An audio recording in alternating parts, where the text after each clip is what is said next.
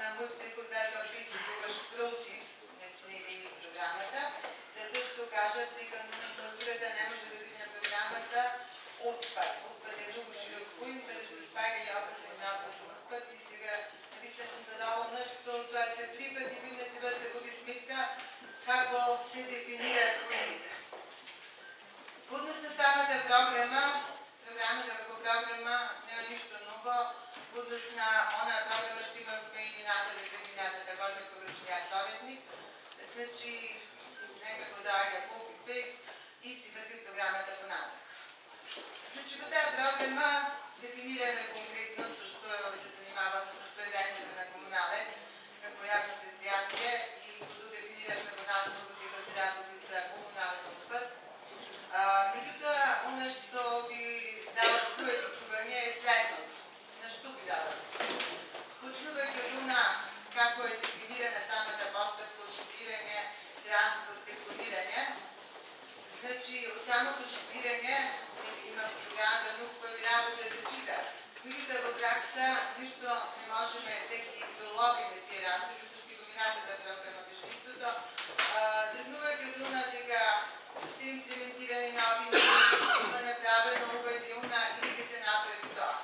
Значи, сакам да кажам дека е во централно градо, конкретно на улицата къде ще аз живеем на Самуил, все още, и много други улици в градът, има индивидуално събирање на отпадот. Изборуваме че далеко на селектирање, изборувам индивидуално со засебни канти за отпад.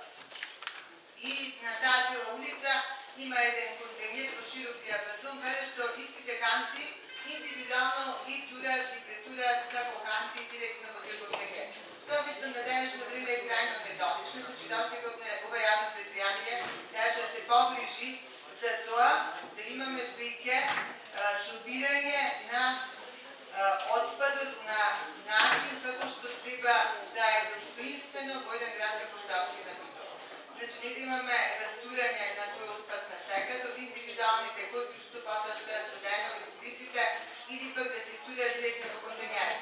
Значи тоа е првото што не кореспондира со програми што претходно биле и со сега што е фактичка состојба. Другото водност на самото депонирање, многу малку гледам во таа програма дека има некои визии за осовременување на депонијата, Мегленци, која што како депонија со сите недостатоци, кои што се огромни недостатоци, си постои, а стопаништо во јавно комунално предпријатие со неа, ништо не е направено ново. Значи, целиот отпад се во таа депонија, а самите начини на кои што понатаму тој пат се